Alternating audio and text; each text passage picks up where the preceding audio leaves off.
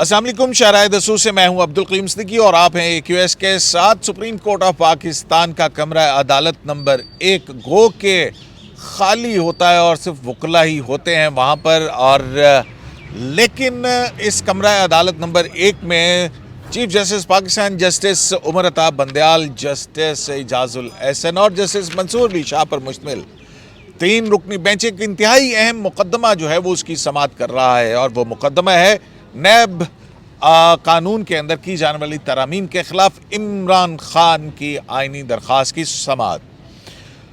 कई महीनों से इमरान खान के वकील ख्वाजा हारिस जो हैं वो अपने दलाइल दे रहे हैं और बिलाखिर आज उन्होंने अपने दलाइल मुकम्मल कर लिए हैं।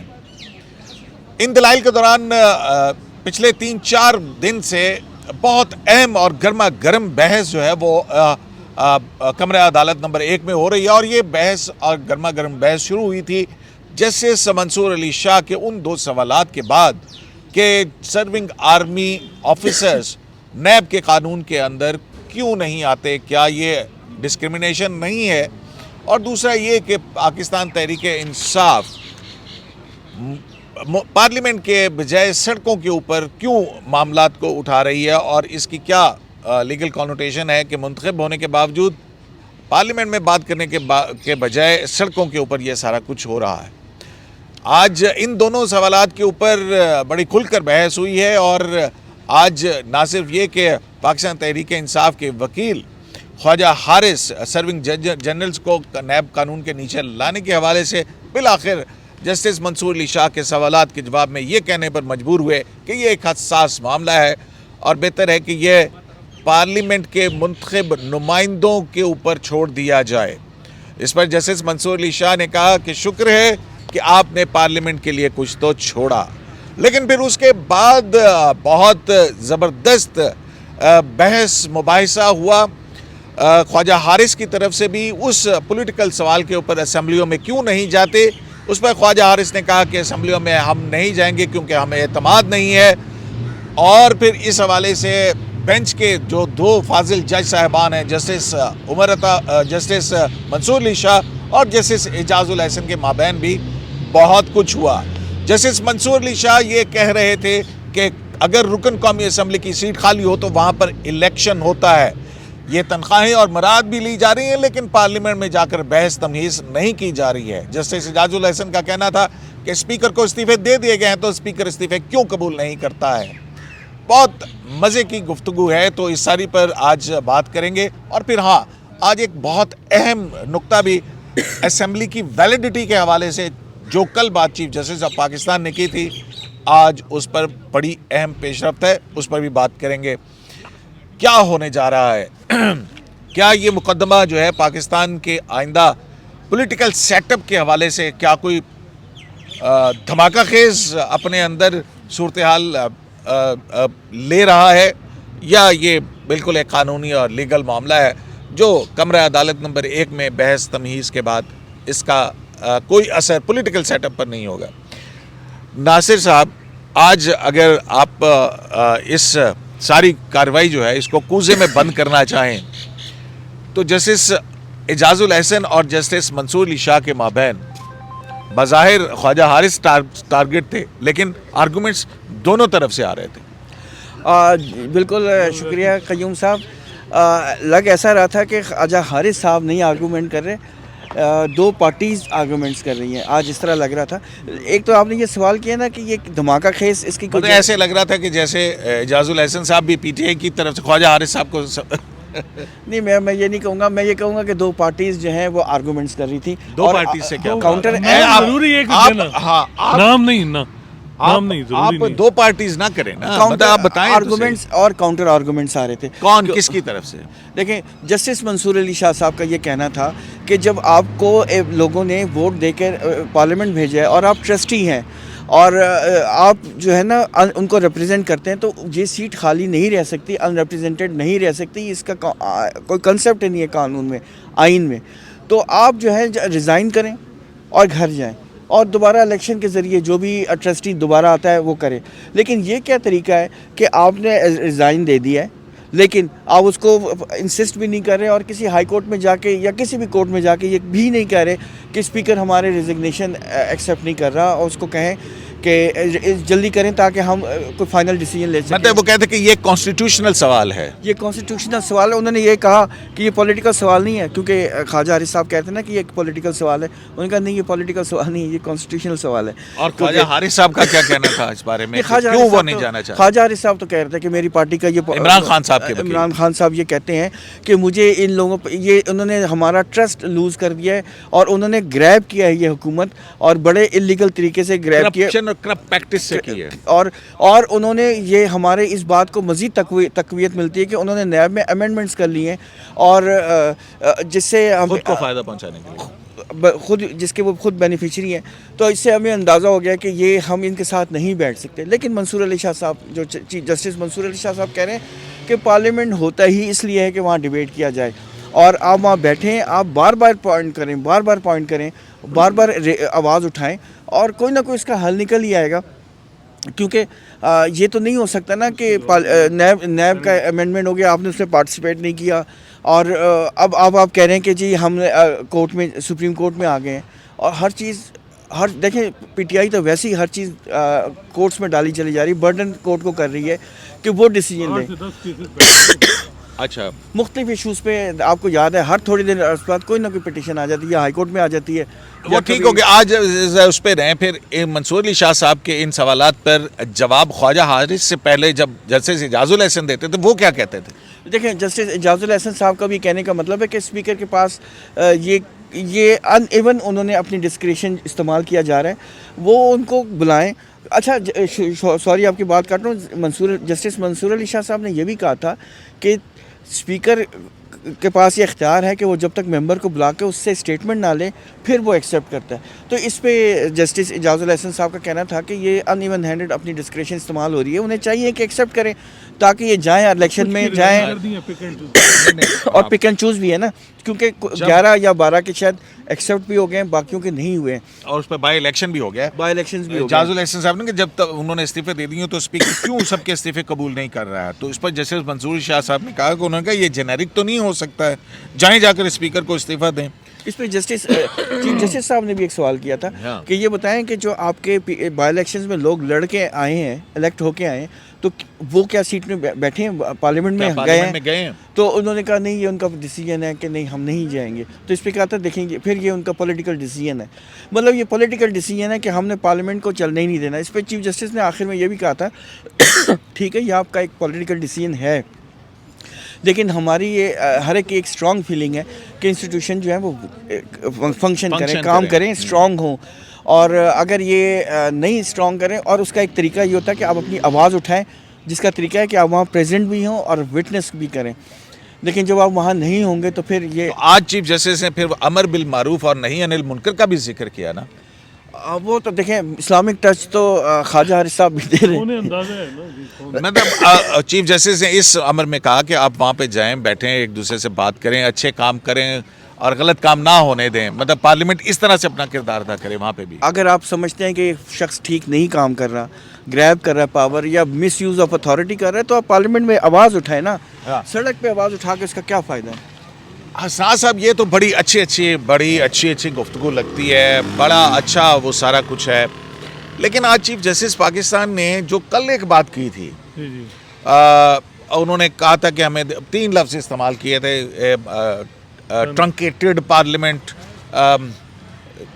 क्या प्रॉपरली कॉन्स्टिट्यूटेड नहीं है, और पार्लियामेंट्री कैप्चर की बात की थी। तो ये उसके बाद आज उन्होंने एक और बारीक वारदात की है, वो क्या है? आज उन्होंने ख्वाजा हारिस साहब से ने जब बताया कि हम क्यों नहीं जा रहे पार्लियामेंट में, तो उसका उन्होंने कहा कि जी इन जो लोग हैं, जो इस रजीम है, प्रेजेंट रजीम है, इन्होंने जो ट्रस्ट है लोगों का वो तोड़ा है, ये करप्ट प्रैक्टिसेस के ज़रिए आए हैं, और ये जो इनका ब्रीच ऑफ ट्रस्ट हुआ है, इस बुनियाद पे हम नहीं जा रहे।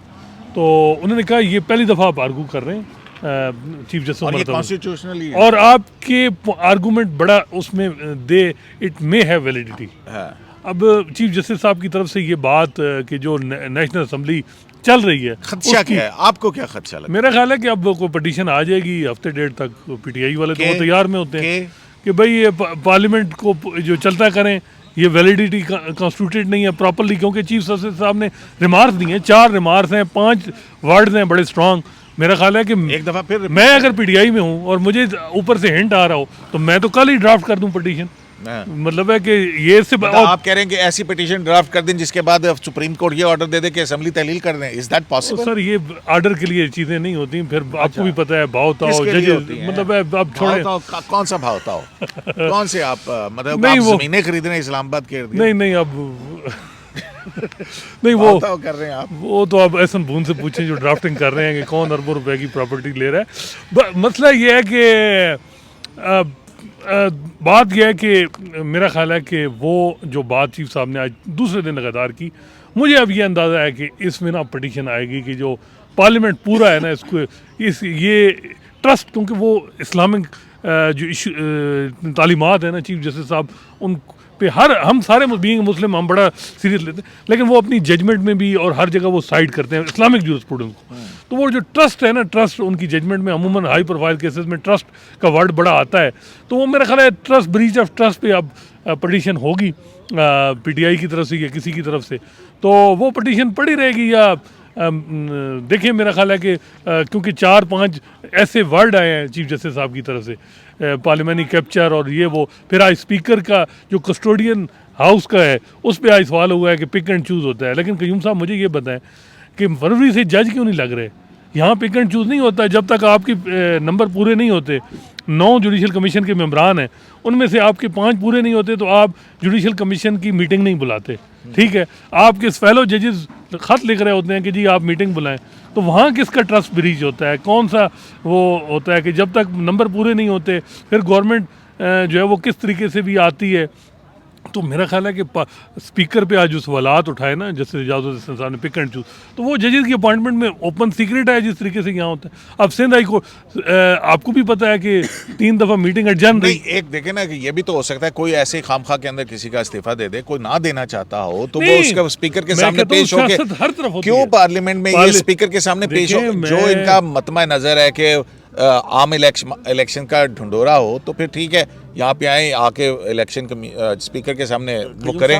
और आज मंसूर अली शाह साहब ने भी कुछ कहा ना, नहीं, नासिर देखिए, साहब मैं- ये बात हो देखिए, रही है। एक बात यह है कि मैं ये नहीं कहता स्पीकर बिल्कुल गलत पिक एंड चूज कर रहा है, लेकिन क्या वो सिर्फ पार्लियामेंट में ही पिक एंड चूज हो रहा है, इधर नहीं हो रहा? अच्छा कयूम साहब ये मुझे नासिर बताएं। साहब देखिए, ये कह रहे हैं मेरा कि point- अगर पार्लियामेंट अपनी मर्जी से इस्तीफे स्पीकर जो है वो जो समझता है कानून के मीटिंग मुताबिक क्यों वो नहीं उनको होती करता कमीशन है, की? यार तो मेरे एक सवाल का जवाब जजेस के इंतखाब में मेरे पिक एक एंड सवाल चूज का क्यों हो जवाब रहा नहीं है? यार। हाँ। मेरे सवाल का सवाल ये है कि सुप्रीम कोर्ट को किसने बनाया है? आइन ने। आइन को किसने बनाया है? पार्लियामेंट ने। ये चीज़ें ना भूला करें, ये एक सीरीज़ है। पार्लियामेंट ने आइन को कॉन्स्टिट्यूएंट असेंबली ने बनाया, पार्लियामेंट ने बनाया है, कॉन्स्टिट्यूएंट असेंबली ने पार्लियामेंट ने बनाया है। तो कहने का ये मकसद है कि कानून आइन को पार्लियामेंट ने बनाया है, और आइन ने सुप्रीम कोर्ट को बनाया है, तो सुप्रीम कोर्ट डिसॉल्व नहीं कर सकती, नंबर 1। नंबर 2, जो पॉलिटिकल पार्टी हेड है वो अभी हाल ही में देख लें कि एक इलीगली यार नासिर साहब क्या याद करवा दिया है आपने। मतलब है कि आज ये उस पार्लियामेंट को कह रहे हैं कि ये प्रॉपरली कॉन्स्टिट्यूटेड नहीं है जिस पार्लियामेंट के अंदर ये 4.25 साल प्राइम मिनिस्टर रहे, ठीक है। आज वो कहते हैं कि मैं इख्तियार में नहीं हूं तो ये प्रॉपरली कॉन्स्टिट्यूटेड नहीं है। कयूम साहब जिसको रिस्टोर सुप्रीम कोर्ट ने किया, स्पीकर रूलिंग कासिम सूरी की, मैं कहता हूँ कि अगर इस बंदयाल साहब की टिनोर में बड़ी जजमेंट है तो वो है जिसमें एक प्रेसिडेंट सेट हो रही थी कि प्राइम मिनिस्टर जब वो हारने पे आए तो विकेटें उखाड़ के चला जाए, ये हुआ। और सुप्रीम कोर्ट ने वो बड़ा ठीक कहा कि जी सूरी साहब की जो रूलिंग है वो गलत है। अब उसको वो कह रहे हैं कि प्रॉपरली कॉन्स्टिट्यूटेड या इनकम्प्लीट है, तो वो उस वक्त ही फिर मामला खत्म हो जाता है। उस वक्त कासिम सूरी के एक्ट को जस्टिफाई करते इलेक्शन को हो अच्छा, जाने मेरे थे। सवाल का जवाब दें यार। हाँ। सवाल मेरा अच्छा, वैसे ये है। सुन लेना यार, सवाल सुन लें। कल फिर इलेक्शन और वैसे भाई सवाल सुन लें। सवाल ये है कि ये मुझे बताएं कि पार्टी हेड का ऑर्डर्स को मेंबर सुनने के मजाज है किन इश्यूज पे? Vote of confidence, finance bill, in issues के ऊपर, या कोई कॉन्स्टिट्यूशनल अमेंडमेंट? पार्टी हेड को नहीं, पार्लियामेंट्री पार्टी, पार्लियामेंट्री पार्टी को हाँ। की डायरेक्शन तो पार्टी हेड ही देता है ना। पार्लियामेंट्री पार्टी कर लें चलें, उसकी जो डायरेक्शंस हैं वो पाबंद कब है मेंबर इन इश्यूज़ पे। तो ये जो असेंबली को तोड़ के मतलब एग्जिट कर जाओ और रिज़ाइन कर जाओ, वन मैन पार्टी, ये वन मैन का फास्ट नहीं, फैसला। ये आइन में या कॉन्स्टिट्यूशन में या किसी भी जगह पे ये जायज़ है? मुझे इसका सवाल का जवाब दे दें। नहीं, मुझे तो जो है ना, मैं तो वो पॉलिटिकल स्ट्रेटजी है, वो मतलब कहते ये हैं। 63 हम तो नहीं, हम मेरा तो ना मतलब सिर्फ ये इस बात को तस्लीम कर रहे हैं कि ये प्रॉपरली कॉन्स्टिट्यूटेड असेंबली है। एक असेंबली के अंदर कुछ लोग नहीं जाना चाह रहे हैं, उनका जो भी रीज़न होगी वो कहते हैं ये हमारा पॉलिटिकल मामला है। नहीं, मुझे बताएं कि जो वोटर्स हैं उनका जो मेंबर है वो ज़्यादा अहम है उनको रिप्रेजेंट करना, या एक पार्टी हेड कह दे कि जी तुम अपने वोटर को छोड़ो और तुम जो मैं कह रहा हूँ सीट खाली कर दो, ये ज़्यादा इंपॉर्टेंट है? ये मुझे बता। लॉजिकली तो नासिर साहब और कानूनी आइनी तौर के ऊपर तो लगता है कि हाँ, पार्लियामेंट की सीट जो है वो खाली नहीं छोड़ी जा सकती है, आइनी तौर पर तो यही है। एक आज आप सारा जो है ना प्रोग्राम इस तरफ कर रहे हैं, पहले मामला आया था, पहला सवाल जो था उस पे भी तो नासिर साहब से पूछिए नासिर कि साहब से आर्मी के हवाले से जो उस पे भी आप देखें तो बेंच में एक बड़ा डिवीजन रही। जैसे इजाजुल हसन कहते थे कि रिटायरमेंट के बाद एक जो है वो जो भी आर्मी अफसर है उसकी हो सकती है अकाउंटेबिलिटी नैब के नैब ला के जरिए। तो उस पे जैसे मंसूर अली शाह ने कहा कि फिर हम 40 साल वेट करें, बंदा रिटायर हो तो फिर उसके बाद लेके जाएं। फिर उन्होंने कहा नहीं, मैं वो जो मेजर और कर्नल होता है वो कर्नल वो पत्नी कि 18 साल का बता रहे थे कि हाँ, वो कह रहे थे कि मास वाइज जनरल के जो आर्मी के अंदर सर्विंग ऑफिसर्स हैं वो 18 साल में रिटायर हो जाते हैं। और फिर दूसरा वो उन्होंने कहा क्योंकि वो नेशनल सिक्योरिटी से मुतालिक होते हैं तो इसलिए वो उनको कौमी सलामती से मुतालिक मामलात हैं, तो इसलिए उनको एक प्रोटेक्शन हासिल है। लेकिन उनका अपना अंदर एहतसाब का बड़ा अच्छा निज़ाम है और फिर उसके बाद जब वो रिटायर हो जाता है तो फिर एक और नेट जो है अकाउंटेबिलिटी का उसके लिए तैयार खड़ा होता है। उसमें सवाल तो जस्टिस मंसूर अली शाह साहब का एक सवाल भी है। हाँ, क्या वो सवाल ये है कि आर्टिकल 248 जो है वो इम्यूनिटी देता है प्रेसिडेंट्स को, प्राइम मिनिस्टर को, चीफ मिनिस्टर्स को, ठीक है, और जब तक वो अपना ऑफिस होल्ड कर रहे होते हैं और लेकिन अगर वो कोई क्रिमिनल एक्ट करें तो वो इम्यूनिटी अवेलेबल नहीं होती। तो जस्टिस मंसूर अली शाह साहब ने कहा था कि मैं ये सिर्फ समझना चाहता हूँ कि इस किस्म की इम्यूनिटी आर्मी ऑफिसर्स को कैसे एक्सटेंड होगी, नंबर एक, और यह प्रोटेक्शन क्या दुनिया में और अवेलेबल है? ख्वाजा साहब आपने बड़ी रिसर्च की है। हाँ, तो उसी पे ये था और उस पर फिर जस्टिस मंसूर अली शाह ने ये कहा कि सिविलियन लोग भी कौमी सलामती के मामला से मुतल्लिक होते हैं, उनको भी बड़ी सेंसिटिव नौइयत के फैसले करते हैं। तो फिर ये क्यों डिफरेंस है कि सर्विंग आर्मी ऑफिसर नैब के नीचे नहीं आता लेकिन सिविलियन आता? उनका वो उन्होंने कहा कि नहीं, वो इस उनका पर जस्टिस इजाजुल हसन उनसे मुत्तफिक नजर नहीं आ रहे वो थे। नहीं आ रहे थे वो बिल्कुल। और चीफ साहब भी वैसे आपके आप तो चीफ साहब को नोट कर रहे थे, वो क्या कह रहे थे? और चीफ साहब जो आज इस दौरान में उन्होंने जब फिर पहला उन्होंने आखिर में ये कहा था कि ये पॉलिटिकल ओवरटोन्स थे इन क्वेश्चंस के, इसलिए आई डिड नॉट पार्टिसिपेट, ये भी उन्होंने कहा है। तो मतलब उन्होंने कहा कि ये पॉलिटिकल ये ओवरटोन्स आपके थे। सवाल के कल के सवाल का आज का जवाब है। नहीं, वो चीफ जस्टिस और वो भी बड़े धीमे अंदाज में पीछे बैठ के नाज़िर साहब कल भी मैं देख रहा था पीछे बैठ के आज भी पीछे से बड़ी आहिस्ता आहिस्ता बोल रहे थे। मैं बावजूद कोशिश के नहीं सुन सका क्या कहा। मैं भी कोई भी नहीं सुन सका। नहीं, वो देखें इदारों का इशू होता है ना, इदारों की तकरीम बड़ी ज़रूरी है। लेकिन मैं यही कहता हूँ कि पार्लियामेंट भी एक इदारा है, एवोल्यूशनरी प्रोसेस है, कोई बिल्कुल हमारी कोई आइडियल पार्लियामेंट नहीं चल रही। लेकिन सुप्रीम कोर्ट अगर इस तरीके से मेरा यही 2009 से 13 तक है कि आप अगर प्रॉपरली फंक्शनिंग करने देते पार्लियामेंट को और बार बार सो मोटो और 184(3) का इस्तेमाल ना करते तो अब तक सिस्टम बेहतर हो चुका होता। लेकिन आपने बार बार अब मुझे ये अब इमरान खान को पता है कि यार मैंने फिर सुप्रीम कोर्ट आना है, यहाँ जो है वो मुझे फेवरेबल फैसला आ जाना है। जब आप उसकी पिटीशन एंटरटेन नहीं करेंगे वो कंपेल होकर पार्लियामेंट में बैठेंगे। ये जिस दिन आपको समझ सुप्रीम कोर्ट कैसे कोई अगर उसका दरवाजा खटखटाए तो उसको ना सुने। देखिए अब आज जस्टिस मंसूर अली शाह साहब ने कहा है ना, जस्टिस मंसूर अली शाह साहब ने कहा है ना कि आप इस्तीफे दें, 4 दिन में हम आपका मामला हल करवा देते हैं। 3 सदारती रेफरेंस फाइल हुई हैं पीटीआई दौर में, 2 हो गए, एक सेनेट इलेक्शन। जब भी कोई सियासी क्राइसिस आता है तो वो सुप्रीम कोर्ट से मदद लेते हैं। यहाँ मुझे सुप्रीम कोर्ट का ये है कि या तो फिर फुल कोर्ट बैठे ना 17 जजेस, फिर पता चले। यहाँ ये बड़ा मसला है कि इस मामले के ऊपर भी मेरा ख्याल है कि अगर आगे डिबेट करनी है तो फुल कोर्ट सबसे को बड़ा बैठना इशू चाहिए। ये है। देखें प्रेसिडेंशियल रेफरेंस जो है ना वो उसकी इम्पोर्टेंस होती है, उसको तो करना है ना, सुप्रीम कोर्ट की जिम्मेदारी है। लेकिन हर पिटीशन को सुनना कोई ज़रूरी नहीं है।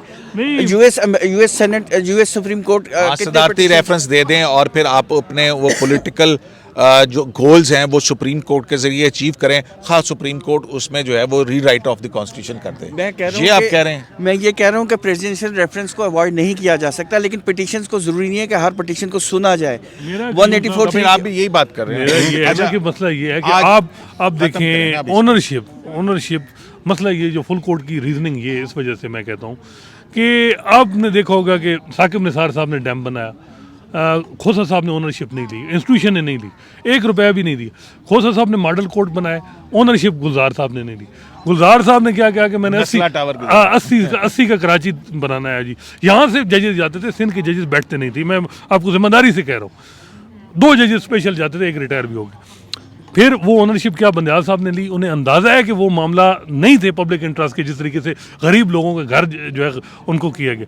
तो ओनरशिप इंस्टीट्यूशन की यहाँ भी नहीं है। मेरा ये है कि जब तक आप सुप्रीम कोर्ट में रिफॉर्म नहीं लाएंगे, आप दूसरों को कैसे कह सकते हैं कि रिफॉर्म लाए? चलें, ये बात तो ठीक है, जब तक रिफॉर्म नहीं आती हैं तो कैसे रिफॉर्म लेंगे? और जुडिशरी का काम भी रिफॉर्म्स लाना नहीं है। विद इन हाँ, अपने अंदर, कयूम साहब अपने बात ये है अंदर। कि वो फुल कोर्ट बुलाएं तो इंडिपेंडेंस ऑफ जुडिशरी पे वो अगर 2/3 भी उड़ जाएगी लेकिन अदालती फैसलों का सोसाइटी के ऊपर बड़ा इम्पैक्ट होता है। देखिए, हमारे पनामा से लेके अब तक के जो अदालती फैसले, उनका सियासत और मुआशरत और पाकिस्तान की इकॉनमी पे कितना बुरा असर पड़ा अब है। फीवल आ गए हैं मतलब, और वो जजमेंट्स हैं जो सुप्रीम कोर्ट खुद साइड भी नहीं होना पसंद करती।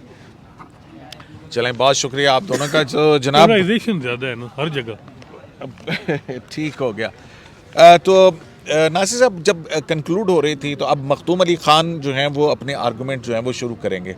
ज़ाहिर है वो इस बात से ही शुरू करेंगे कि जनाब ये वो शख्स है जो आज आ गया यहाँ पे।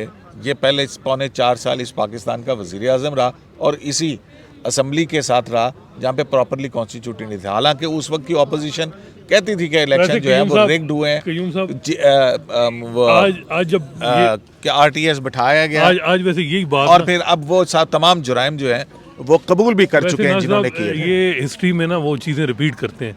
2012 में मुझे याद है, नासिर साहब भी सेकंड करेंगे, जब नवाज शरीफ भी काला कोट पहन के आए थे, उन्होंने मेमो गेट का जब इफ्तिखार जोशी साहब ने ऐसे ही पूछा कि आप पार्लियामेंट में क्यों नहीं, तो उन्होंने कहा पार्लियामेंट अपना वजूद खो बैठी है 2012 में, और उन्होंने मेमो गेट यहाँ सुप्रीम कोर्ट में लाए थे। ख्वाजा जो आसिफ साहब हैं हाँ, हर और जगह इधर बैठे होते ये थे। कहते थे कि पार्लियामेंट हैज़ बिकम अच्छा, डिसफंक्शनल, अच्छा। तो जब ये आप कहेंगे तो फिर आप भुगतें। हाँ। और वो तो वहाँ ये आज कितने मेगावाट की बिजली बनी है जी। ख्वाजा साहब बताएं, इफ्तिखार जोशी साहब वहाँ से आवाज़ देते थे, ख्वाजा साहब वहीं मोबाइल निकाल के जी इतने मेगावाट, तो वहाँ गठ जोड़, तो ये चीज़ें आप देखें, आप भुगतें फिर वही चीज़ें जो हुई हैं। मिस्टेक जब तक माजी की आप सीखेंगे नहीं तो फिर ऐसे ही चलता रहेगा मामला। शाराय दस्तूर से अब्दुल क़य्यूम सिद्दीकी को AQS लाइव से इजाज़त दीजिए। अब नैब तरमीम का जो केस है ये क्योंकि अगले हफ्ते चीफ जस्टिस का कहना था कि ये बेंच अवेलेबल नहीं है और फिर छुट्टियां हैं, इंसाफ छुट्टियों पर भी जाना है, तो उसके बाद अब 10 जनवरी को ये केस होगा और मखदूम अली ख़ान जो हैं वो ख्वाजा हारिस के दलाइल का जवाब देंगे। शाराय दस्तूर से अब्दुल क़य्यूम सिद्दीकी को AQS लाइव से इजाज़त दीजिए। अल्लाह के बाद।